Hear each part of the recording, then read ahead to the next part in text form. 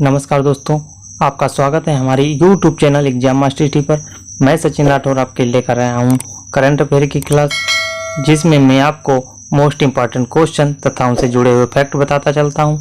अगर आपको हमारा यह वीडियो अच्छा लगता है तो प्लीज़ वीडियो को लाइक शेयर अवश्य करें, और यदि आप चैनल पर नए हैं तो चैनल को सब्सक्राइब कर लें और साथ में बेल आइकन को दबा लें, जिससे कि हमारे अगले वीडियो की नोटिफिकेशन आपको मिल जाए। घंटी के बटन को प्रेस कर लें।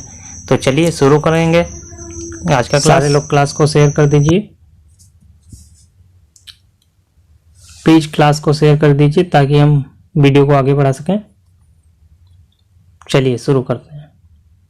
पेज नंबर 1 है, भारत ने उड़ीसा के एक परीक्षण केंद्र में हाल ही में परमाणु हथियार ले जाने में सक्षम स्वदेश में विकसित किस मिसाइल का सफल रात्रिकालीन परीक्षण किया है? अग्नि 1, पृथ्वी 1, अग्नि 2, पृथ्वी 2। राइट आंसर है पृथ्वी 2।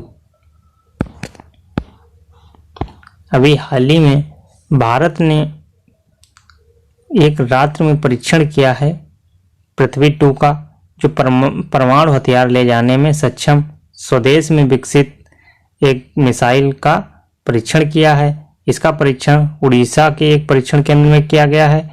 रक्षा अनुसंधान एवं विकास संगठन DRDO ने कहा है कि इस मिसाइल को एक मोबाइल लॉन्चर से लॉन्च किया गया, जो कि 350 किलोमीटर की दूरी तक मार कर सकती है। DRDO defence research development organisation, इसका जो मुख्यालय है दिल्ली में है। ठीक है, तो बात करते हैं अगले प्रश्न की। हाल ही में जारी ग्लोबल हंगर इंडेक्स रिपोर्ट 2020 में 107 देशों की सूची में भारत कौन से स्थान पर रहा है? 56वें स्थान, 62वें स्थान, 86वें स्थान या 94वें स्थान? तो इसका राइट आंसर क्या है? 94वें स्थान।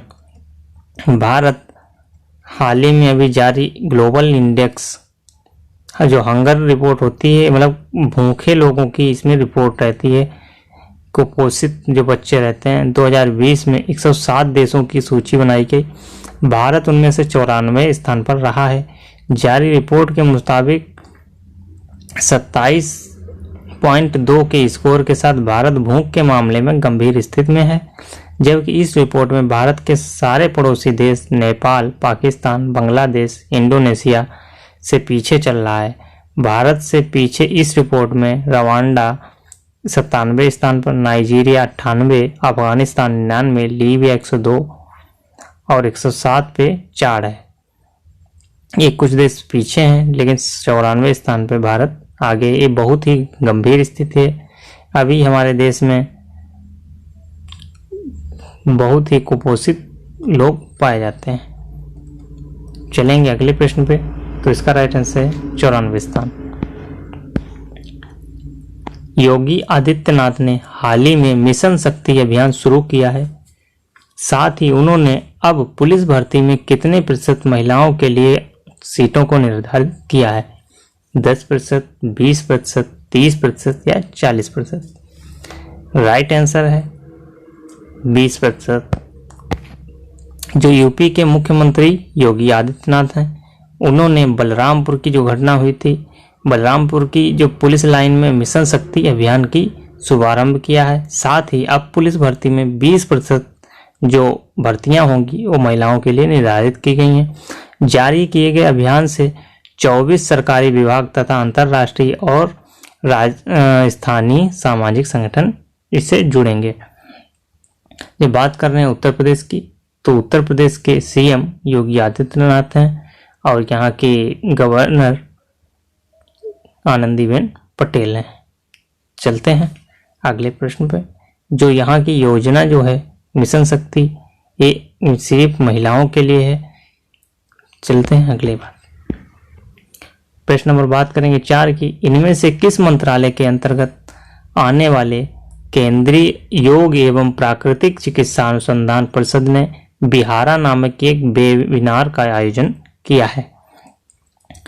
खेल मंत्रालय, सांस्कृतिक मंत्रालय, आयुष मंत्रालय, महिला मंत्रालय। राइट आंसर है आयुष मंत्रालय। आयुष मंत्रालय के अंतर्गत आने वाले केंद्रीय योग एवं प्राकृतिक चिकित्सा अनुसंधान परिषद ने बिहारा नाम का एक वेबिनार का आयोजन किया है, जिसका उद्देश्य प्रतिरक्षा के विभिन्न पहलुओं पर विचार विमर्श करना तथा आयोजित इस वेबिनार में श्री रंजीत कुमार संयुक्त सचिव जो इसके थे, उन्होंने उद्घाटन भाषण दिया और योग एवं प्रतिरक्षा के संबंध में बात की। आयुष मंत्रालय जो क्या है, आयुष मंत्रालय एक है जो पुरानी योग चिकित्सा, यूनानी, आयुर्वेदिक इन सारी दवाइयों की खोज तथा उनके बारे में जानकारी प्रदान करता है, डाटा इकट्ठा करता है। चलते हैं नेक्स्ट क्वेश्चन पे। 18 अक्टूबर को विश्व भर में कौन सा दिवस मनाया जाता है? विश्व विज्ञान दिवस, विश्व मानसिक रोग दिवस, विश्व रजोनिवृत्त दिवस, विश्व समझौता दिवस। राइट आंसर है विश्व रजोनिवृत्त दिवस, ऑप्शन नंबर सी। 18 अक्टूबर को विश्व भर में विश्व रजोनिवृत्त दिवस, बर्ड मेनोपॉज डे मनाया जाता है।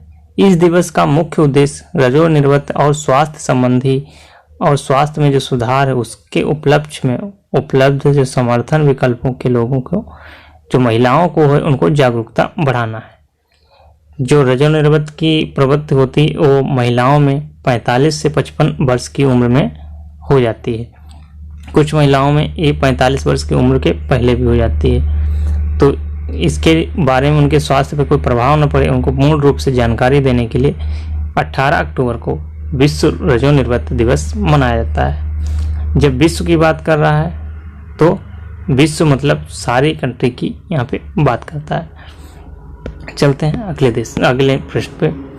निम्नलिखित में से किसने सशस्त्र सेना चिकित्सा सेवा के सर्वश्रेष्ठ और द्वितीय सर्वश्रेष्ठ कमान अस्पतालों को वर्ष 2019 के लिए रक्षा मंत्री ट्रॉफी से सम्मानित किया है? अमित शाह, नरेंद्र मोदी, नरेंद्र सिंह तोमर या राजनाथ सिंह? राइट आंसर है राजनाथ सिंह। भारत के रक्षा मंत्री श्री राजनाथ सिंह ने हाल ही में कमान अस्पताल बेंगलुरु और कमान अस्पताल कोलकाता को वर्ष 2019 के लिए सर्वश्रेष्ठ और द्वितीय सर्वश्रेष्ठ कमान के रूप में चुना है। चुने गए अस्पतालों में को रक्षा मंत्री ट्रॉफी से भी सम्मानित किया गया है। रक्षा मंत्री ने FMS दोनों अस्पतालों के उत्कृष्ट प्रदर्शन के लिए सराहना करते हुए इनकी उल्लेखनीय सेवाओं को भी स्वीकार किया है। बात करेंगे अगले प्रश्न नंबर 7 की।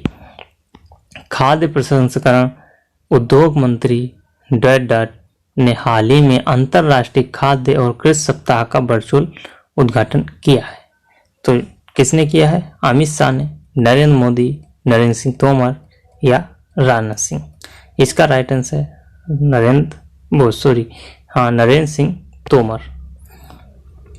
खाद्य प्रसंस्करण उद्योग में मंत्री नरेंद्र सिंह तोमर ने हाल ही में अंतर्राष्ट्रीय खाद्य और कृषि सप्ताह का वर्चुअल उद्घाटन किया है। उन्होंने उद्घाटन करते हुए कहा है कि भारत के खाद्यान्न बाजार में 32% हिस्सेदारी भारतीय खाद्यान्न प्रसंस्करण क्षेत्र की है। साथ ही मंत्रालय ने इस अवसर पर अन्न देवो भव नाम से एक जागरूकता अभियान की शुरुआत की है। नेक्स्ट प्रश्न है, DCGI ने किस देश की वैक्सीन स्पुतनिक बी के दूसरे और तीसरे चरण के क्लिनिकल ट्रायल की मंजूरी दे दी है? अमेरिकी वैक्सीन, जापानी वैक्सीन, रूसी वैक्सीन या अफ्रीकी वैक्सीन? राइट आंसर है रूसी वैक्सीन। भारत में drug controller general of India short में तो DCGI का फुल फॉर्म फिर से सुन लीजिएगा। Drug controller general of India ने रूसी वैक्सीन स्पुतनिक बी के दूसरे और तीसरे चरण के क्लिनिकल ट्रायल को मंजूरी दे दी है, जबकि Sputnik vaccine adenovirus vector platform पर आधारित है। इस वैक्सीन को Asian direct investment fund of गमालेया scientific research institute of epidemiology ने मिलकर तैयार किया है। चलते हैं अगले प्रश्न पे। निम्नलिखित में से किस देश के आम चुनाव में प्रधानमंत्री जेसिंडा आर्डर्न की लेबर पार्टी ने जीत हासिल की है? Australia, Africa, New Zealand, Japan. Right answer New Zealand. New Zealand देश के आम चुनाव में प्रधानमंत्री जेसिंडा आर्डर्न की लेबर पार्टी ने जीत हासिल की है। न्यूजीलैंड मीडिया के मुताबिक लेबर पार्टी को 49% वोट और कुल 64 सीटें मिली हैं। 120 संसद में बहुमत का आंकड़ा 61 है। नेक्स्ट प्रश्न। हाल ही में किस देश ने संघाई सहयोग संगठन SCO के न्याय मंत्रियों के वर्चुअल शिखर सम्मेलन का आयोजन किया है? जापान, चीन, भारत, भूटान। राइट आंसर है भारत। भारत ने हाल ही में संघाई सहयोग संगठन SCO के न्याय मंत्रियों के वर्चुअल शिखर सम्मेलन का आयोजन किया है। विधि और न्याय मंत्री रविशंकर प्रसाद ने इस संघाई सहयोग संगठन SCO के शिखर सम्मेलन को संबोधित करते हुए सबको सस्ता और आसानी से न्याय उपलब्ध कराने के लिए सरकार द्वारा किए गए उपायों की जानकारी दी है। तो इसका राइट आंसर क्या है? भारत। भारत की जो राजधानी है न्यू दिल्ली है। ठीक है, चलते हैं अगले प्रश्न इतने ही थे। वीडियो में बने रहने के लिए धन्यवाद। कृपया वीडियो को शेयर अवश्य कर दें।